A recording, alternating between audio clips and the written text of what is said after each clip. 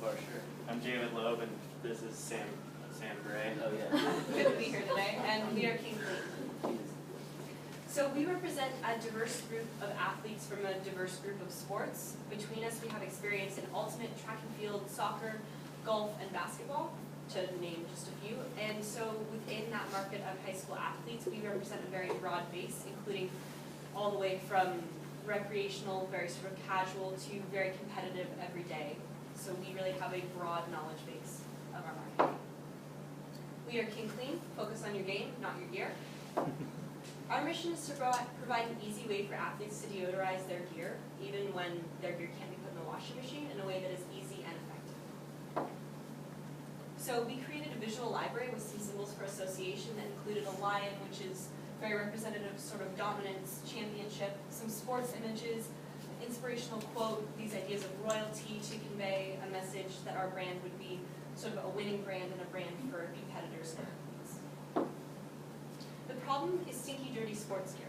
Dirty shin guards, for example, can irritate skin. I know personally I've had shin guards that have irritated my shins so badly that I actually had to throw them away because washing them in a washing machine or by hand just didn't do it. And so athletes would be much more willing to pay a little bit of money for a soap rather than shelling out money for whole new shin guards. Also, smelly gear can stink up your bags, stink up the clothing that you have in it, so it's a big problem for athletes. Our market is high school athletes looking for a way to clean their gear cheaply, effectively, and easily. Since there are no current products, this is a want. However, we believe that when people realize that this is a possibility and that there are products that are like ours out there, well, that our product is out there, and so this cleaning of sports gear is a possibility, it will fall into the same category as laundry detergent and hand soap. And so it will really become a neat product that will be built into people's budgets. Competitors. So this is a pretty complete sampling of the competitors that come up when you search athlete soap, athlete antibacterial soap, sports soap, things like that. These are the soaps that are meant specifically for sports. And these are the soaps that are available in bar format rather than a detergent, and so are conducive to hand washing. We are the only company product like ours on the market. Initial market feedback, they loved our idea. They didn't know any competitors. They were very, very, very eager to want to try out our idea, but they didn't use anything like that currently. And they thought that smell and ease of use, smell of the shin guards and the other gear after you wash it, and the ease of the use of the product were the most important, which drove many of our decisions. Our original prototype included massage bar bumps, a curved edge, and a handle. Our market wanted a small design and a convenient shape and loved the bumps. This was our original physical prototype. Our market was split on scent, whether to have it be scented or not. Eventually, we decided to not have scent because scent can be a skin irritant. And as our market said previously, effectiveness of use was one of the most important things for them. They were also concerned on the bulky shape and called it boring. And so we decided in later prototypes to make it more easy to handle and easy to use. Our basic soap formula was 80 grams of lard plus 46.4 milliliters of sodium hydroxide. We also added borax. Originally, we wanted to test borax and baking soda. Both were used in many homemade laundry detergents. Many sites preferred borax for various reasons, and some preferred baking soda or washing soda over baking soda. But we determined that for our purposes, testing borax and baking soda would be the best. As you can see, 3 of our tests succeeded in completely neutralizing smell. That was 6 grams of baking soda, 6 grams of borax, and 4 grams of borax. Those are highlighted in red. And again, highlighted in red are those effective scent neutralizers, and this is a pH scale. Between a 7 and a 10 is considered a safe pH, and between an 8 and 9 is considered ideal. So these are the soaps that fell within our ideal range. As you can see, out of these 3 neutralizers, 2 of them fall within the range. The 6 grams of baking soda and the 4 grams of borax. And eventually we went with 4 grams of borax because it had a better consistency. Our market wanted something that was easy to use, effective, had a simple design, and was relatively small, and we took all those into account when creating our final product. Okay, well, as you can see, this is our final product. I'll pass it around. I personally made the mold for this with help from David Loeb. So my idea was that since we wanted to fit the insides of like insoles and shin guards and stuff, we wanted it to have like a curved surface, but also like have an easy hold, so you can step it. Okay, so here we have a test where the shin guard is not clean with the kingClean soap, and then the next one is twin, which was clean. This is not just physical evidence of it working. It also neutralized the smell. So I'm going to talk about packaging. So packaging is very important with a product because it's the first thing customers see besides advertisement when they walk in the store. So pretty much these are like the original, really rough ideas. We kind of branched off doing our own thing, trying to like helping each other and stuff. So yeah, packaging is very important. So we wanted to make something unique that someone could walk in the store and say, I've never seen that before. So we kind of made the shape like curved. So yeah, also we wanted it to be professional, so that's why it's very clean. And it captures the fierceness because of the logo. Actually, Maytel made the logo, it's not just off the internet. The clean colors, the blue transition to white, how it goes across. So, and then here's just the back. It just has a clear idea with that little It also has a very strong design, which fits our branding of very strong, very clean, very effective, and really prioritizing efficiency. Okay, so I'm going to talk a little bit about our ideas for making the design. So first off, me and Luca both kind of tag team making the design. One time during class, we just kind of went off and we bounced ideas off each other. We followed the core idea of our soap, which was like strength and like dominance or whatever. So what we started doing was we started designing the name for our soap, which at the time was Sporty Suds, but we later scrapped that idea because it wasn't very scary or powerful. And then later, our first initial design were like furrowed eyes, which Mary Riley came up with. And then we moved away from that towards a more like animalistic power.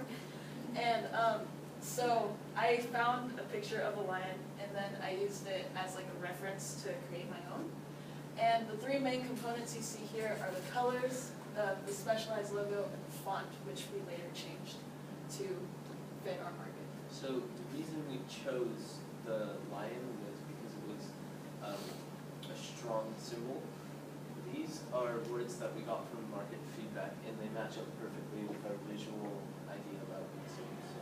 This is what they said came to mind when they looked at our logo and catchphrase. Okay, and this is our refined font, or our refined logo, excuse me. So what we changed was the font because they didn't really like the non-cleanliness of it, so we made it an actual font and an actual typeface. We made it more soap related because people can really see the connection between the logo and the soap, so I put some bubbles around its mane. And we also changed the colors because people were not really a fan of the purple and gold, which is unlike our husky skin. This is our final. Alrighty, so that's my cue. So we decided to sell the soap for $6.99. The reason we went with $6.99 and not $7, which was only a cent cheaper, is when you take two of the exact same bars of soap, but you put a different price, $6.99 is going to look a lot more attractive to the eye than something that is just $7, because it looks that it's, oh, this is 6 and not 7, that's a big difference. But really, it's not that big of a difference, but to the wallet, it's going to be more attractive. So to start breaking even and turning a profit, it's going to take us about 190, it was between 193 and 192 bars to break even and begin turning a profit. So we rounded up and figured it would be a safer estimate to have a higher number of bars to be sold to start turning a profit. Alright, so why should you guys buy kingClean? So here are our market competitors' prices. When you look at something such as Cetaphil antibacterial soap, you're gonna go, oh wow, this is really cheap, this is going to be the best for my wallet. But if we look at their weight, Cetaphil is one of the lightest ones, so it's going to come out to about 77 cents per ounce with something such as Cetaphil, but when you got kingClean, it's going to be 25 cents per ounce. That's, you guys all held this soap, that's a pretty large bar of soap, and soap lasts for a long time. If you're using your soap to clean just your gear, it's going to last you for, depending on how active you are and how much you wash your gear, it could last you about a month. Alright, so our total production costs, this is a rough estimate of how much it's going to cost us for labor hours right here. That's going to be around our labor hour cost, and then when you take our total revenue, we're going to be selling about 190 to 193 in that range to start breaking even and turning a profit. That'll be our total revenue of $13.42, and then our net profit is you just subtract your cost from the revenue to get us a profit of $412.80. So this table in the middle is going to be our cost per bar of soap. Lard is going to cost us about $1.40 per bar. Borax, it'll be around 2 cents. Sodium hydroxide will be close to 90 cents. Initially we had sandalwood drops in there, but that got cut out. And then packaging will cost around 66 cents. So our total materials cost per bar will be about $3.91, and then this guy on your right will be our total materials cost of every single thing we used in the lab, and materials, consumable materials for the soap for our total costs. So this is going to be our projected time to pay off expenses. So when something comes to market, it's not going to spike way up in the first week, especially when you've got such a small company such as ours. So this red bar is going to be our total bars of soap sold, and these little blue bars will be about an estimated sales per week. So I can't predict the future, so I don't know that this is going to be our exact calendar or timeline for it, but with products, sometimes they spike where you've got something like week 4, and sometimes they'll plateau for a while and they won't make any progress where you got something like week 5 and 6, and then you'll have weeks that are better than others, such as like week 10 or week 7. So obviously I can't predict the future. I don't know that this is what our exact graph is going to look like, but coming to market, you have on weeks and you have off weeks, and that's a given with any product.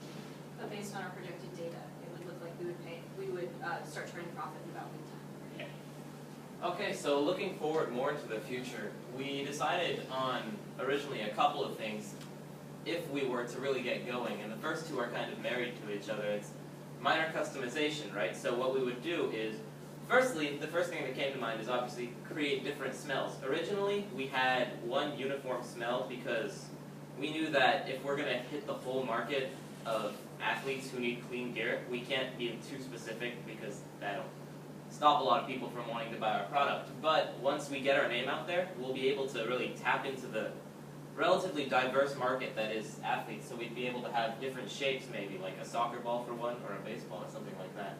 Also, portability is always a really, really big thing with athletes, so we could move more into travel-ready soap, like a powder or a spray or something like that would be really useful. Also, growing the business is just a general plan we have. We decided that, first of all, we would do team discounts. If a whole team wants to buy our soap, they'd get a discount on it. It'd be a pretty good one. And since many people play for more than one team, it would be a good way to sort of spread the word team by team. And then also, we start selling at tournaments because these huge meetings of people, and not only is there going to be like a ton of people probably wanting to buy our product, there's going to be a lot of word of mouth going around because there's not a lot to talk about except sports related things, right? So if we like set up a stand and people coming around this area, right, we would be able to have a lot of people spread by word of mouth, not just noticing the fact that we have a product that they would really want to use. And it would also help to turn that want into that need, because people would learn about it and it would become something like laundry detergent and like bars. We are kingClean. Thank you very much for watching. I'd say you guys did a fantastic job in the project. I think you guys did a good job figuring out who was going to do what, and I saw a lot of times during class you guys were all over the place and building labs and building designs. It seemed like in general you always found something for every group member to do and kind of really catered to each other's strengths. I think that was really good. Let's open it up first to the adults or judges or teachers, and then we'll open it up to the rest of the class. I think it was great. Very concise presentation. I like it, yeah, the bubbles. That was yours. And one thing I was thinking was some kind of a portability bag or something that you could market along with that. Yeah. Something you can extend out to. That was something we were thinking about for expansion in terms of travel ready stuff, Yeah. because in terms of tournaments, things like that. But for this, we had a bit of a struggle with the packaging at first, especially just because with our market, it is unlike some of the other ones in terms of it is all about functionality. And so we really wanted to focus on, at first, making the packaging really clean and really crisp, getting that initial, you can use it at home, you can keep it at home. Yeah. It's a really great box. I think what you need with a box like that when you have it on the shelf is you're probably going to have a larger box with a tray. You see those boxes that are long, like sports bars come in them, and then the front of the tray is cut out lower so that you can see them as they stack. That you'll probably have to add that to your cost of packaging, some kind of a point purchase box. One thing I was thinking for that, because it's not the shape for the packaging that stacks very well, is something like sort of what you would use for dishes, like a dish rack, where it's got like little divots in it that the bars fit in, and it just goes all the way back, which would make it stand up more. It would be upright instead of laying on its back. You'll see those, the box will have actually these slots in them. Yeah. So it's set in the slot, so even if there's one left, it'll still be standing upright. And then when there's none left, there's usually a little sign that sticks up in the, when you open that box, you can actually fold it and then fold it back like that, and it sticks up, and you can say something like, sorry, all out of product, And the branding would still be there. Excellent.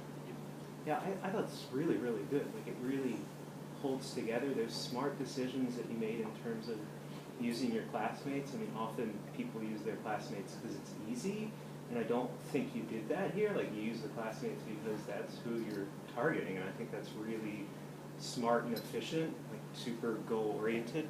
I had a couple of thoughts about this kind of moving forward. The one thing that you might think about that could be a potential moving forward is kind of the use of like engineered materials. So for example, in the last 10 years, silver nanoparticles got thrown into things. People were like, oh, antibacterial. They came out with shirts that were running shirts that actually don't smell, in sort of the same way. And so you might end up, although that is kind of stalled for lots of reasons, but you might end up competing in a way that you wouldn't think of with the actual product itself. The products come on the market that don't need to be cleaned. So that's something to kind of think about moving forward. You would have to get over the kind of lard, issue in there as you market it. You'd have to figure out some way to kind of, because people are going to get mad about that. This sounds negative, it's just me, but the name reminds me of a dry cleaner or a laundromat. So I don't know why, maybe that's just me. And then another kind of related to that is kind of the antibacterial. Like, you don't have that in this product, and I don't know if that's an important selling point in terms of kind of not only cleaning but disinfecting kind of sports-related gear, so the kind of funguses or mold or whatever type of stuff that tends to get on running shirts don't go. But my last thing is, like, I don't know what's stopping us from just doing this and doing it in the athletic department. Like, what's stopping us from taking this and like making some of them next year and giving them to Kathy and Aaron and saying, let's get these used and see if it actually works. I mean, I think it's ready to go, you know? I don't think anything would stop us. We were sort of surprised how well it did clean. And like you said before, we did tap into, the only people that we interviewed were people who were actually in our market rather than just classmates, random classmates. You know, we did go specifically to athletes in our class. We asked them how they smelled, and I know we talked to Cole, and we asked him to smell one of the shin guard beforehand, and he told us he was never going to help us again because he didn't want to smell it again. And then we had him smell the other one, and he said it completely neutralized it. And so we really believe that our product, with the expansion you were talking about, some of the silver particles, things like that, were constraints on time, constraints on some resources, but we think that we could definitely develop it like that. So I think you did a great job. It was really nice to see everybody present their specific area, which was cool. And I think the brand is really strong and really neatly targeted to the athlete. A couple of questions or comments. One is, I'm wondering if your market also could include moms who sometimes assist athletes in cleaning dirty gear, and what part of your market could be also targeted towards the parents, so that's an additional place. And then I have an idea that you may want, similar to your thought, is to sample, so using small bits of your concept to get people to use and then comment on what the product actually does. So you're building awareness ahead of actually launching the product. So that's a really good idea. And my other question is, in the financials, it looks like the sandalwood scent is in the amount of money that it costs for materials. So I'm wondering if you actually would break even sooner if that's taken out. Oh, yeah, of course. It was one of the most expensive materials we had in there, and I mean, something as small as a bottle this size is going to cost us upwards about what bar kingClean would cost. So definitely eliminating that cost from the equation, we would definitely probably break even at about 185 bars. But it also did really help when we found that it actually had more impact on us. Yeah. But it was just the skin. One of the things with development is finding a scent that will not irritate skin in terms of functionality. And with your question about marketing towards parents, number one, that's something that we can also do at tournaments, because you have hundreds and hundreds of kids with their parents who have come to watch them coming through very tight, very small spaces, and so you could set up a tent, just really raise awareness for that sort of thing, and also hopefully in mainstream small markets, things like that, so that people just see it, get it out there, and it becomes something that isn't needed. We did also test lavender later. We didn't end up factoring it into our final product, but lavender had zero impact on someone's skin. We tested it on our lab rat, Sam. And Sam, how did the lavender feel on your skin? Didn't notice it. Alright, yeah, he didn't even notice it. So, I mean, I love the scent of lavender, and if it doesn't bother Sam's skin, then it'll sure be fine for ourselves. Our market was very sensitive in terms of what scents they wanted. Yeah. Was one of the things. They specifically said they didn't want anything like floral or like fruity, things like that. That's how we came to sample it. How did you guys test the irritability of soap on people's skin? I wore them. I washed my shin guards with the soap and then wore them well. Basically what happened was we washed the soap, tested the pH, and we found that one of the ones that we were going to use, the borax 6 grams, as we showed in our graph, had a pH of 12, so we couldn't use that. But we decided that we thought that our final product would be borax 4 grams, and so I took one shin guard that hadn't been washed with it, and one shin guard, our borax 6 gram shin guard, and wore them both to practice a few times, and it didn't. We also tested it on our lovely partner Sam's inserts for his golf shoes, and he absolutely hated it. He said it bothered his feet. That was for sandal. That was for That was for sandal. Yes. But for the basic borax. Yeah. Is he not wearing socks at all? Yeah, we made him not wear socks. Yeah, especially with golfing. No, the fertilizer we didn't. Yeah. No, it was in his running shoes, he was just running around. Did you also test those with sensitive skin? See how it affected? Sam Gray has very Your sensitive sensitive skin? I really like the idea that you guys are gonna sell at tournaments. It seems like a really smart marketing plan. Do you guys think you would sell online or at stores? That would be something that, Originally, we wanted to kind of, in our expansion plans, to kind of reach out to bigger stores, like, what was one of them? Big Five, Sports Authority. Sports Authority, so yeah. Online, I mean, if we were to expand to that point, we probably need a website by then. Well, we would need a website by then, and yeah, so, yeah. It's also just leaving money on the table. It's an open market, because if you go on Amazon and search sports soap, you're gonna get 4 or 5 of the same, basically the same products, just with a different name and a different logo. and only really 2 or 3 that are different, and they all are Yeah. most available on detergents. Now washing guards can go in the washing machine. Do you guys think of different shapes you can use for cleaning different, other than shin guards? So that was great for cleaning shin guards, but I'm not sure that would be the easiest to get inside shoes with. Yeah, so, Well, I mean, we talked about it a lot, actually. We went through a lot of discussion on what our mold would actually look like. And we decided on this one because shin guards felt like the easiest place to start, but in expansion, we definitely considered cleaning other things. I mean, we also were talking about maybe customizing in an interesting way, like making some of them soccer balls or basketballs. Yeah, and in our original prototype, we actually had bumps, and so those would help, like, just get in small places, you know? Another thing we thought of was, you know how there's some scrubbing brushes you use for washing your dishes that have a little reservoir to put dish soap in. Another one we thought of was just taking one of those and making a liquid version of kingClean to pour in those, so you could really get in and scrub places, because with the soap with the bumps, it's gonna wear off after a period of time, but where you've got something where it's got a brush with an infused reservoir of the soap in it where you can pump it, those brushes aren't gonna be going anywhere. It's all with the soap, so that was one thing, that was another thing we thought of. and sort of to directly answer your question on inserts, most, or a lot of soccer and sports, inserts can be taken out. And so when you take it out, you can wash it with this, and in terms of smaller padding, that was also in our customization when it has small crevices in terms of wrestling padding, football padding, things like that, was when we were talking about expanding, making soap that was specially shaped. But that shape there, if it came to more of a little pointed tip at the end, actually looks like it could have indented with pointed shape. So can this soap be used on the body, or is it really just meant to be used on gear? Technically, Yeah, it can.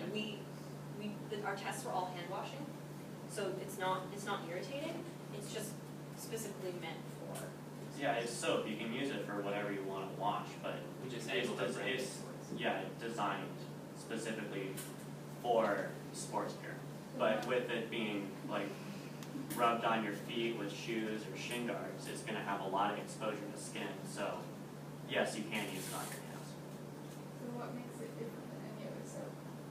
Because there's nothing like this that is in a bar format that is able to odor neutralize that's on the market, odor neutralize sports gear, things like that. Or why can't I just use regular soap that I have at home? Because like I said, this comes from personal experience, that was actually how we created this. Regular soap, I've had shin guards where I've tried putting them in the washing machine, I've tried washing them with regular soap that I have at home with liquid and with bar format, and it just doesn't get out the smell, and it doesn't stop irritating my skin. Being a soccer player myself, I understand the shin guard thing. I know that we wear different shin guards, and I wear a smaller size. They're Nike, and they're sort of more foam than they are like fabric kind of feeling. And I was wondering if you had tested any of those and what the difference was, because I know that the sort of like spongy material that I have on the inside of mine is more absorbent. And so I was wondering if that's a factor at all, and if there's a residue left on them, because I find that happens with other soaps that I've tried. I have a slightly spongy material, it's not as much as yours, we didn't have a chance to test yours. We did test shoe inserts, and which had a much thicker, sort of harder surface, and the shin guard padding, but we didn't have a chance to test a very wide range of sports gear because of time and because of what we had available. I have two questions. So, an interesting thought would be, I'm very interested about your residue issue, and wondering if in future you could develop one that's a different color, like black. 'Cause personally, all my sports gear is black. The shin guards we washed were actually black. And was there? No, No? as Oh, no on residue. our picture you can Okay. see, there was no residue once Okay. you washed it fully. That's awesome. I said the second question was how many other, because some people are asking what makes it different from other soaps, why can't we just use other soaps to wash our stuff? What other hand soaps are there out there that use borax? Are there other hand soaps that are made with borax? We didn't do research specifically in the hand soap market, but borax is primarily used as a homemade laundry detergent. And so it was sort of, we were sort of trying to bridge the gap and make the best of both worlds in terms of the basic soap cleaning of borax. Because I think a lot of people are familiar with the brand borax and how effective it is. So if that differentiates you in the market, the fact that you do have borax, I think that could be a positive if there's a way to brand it.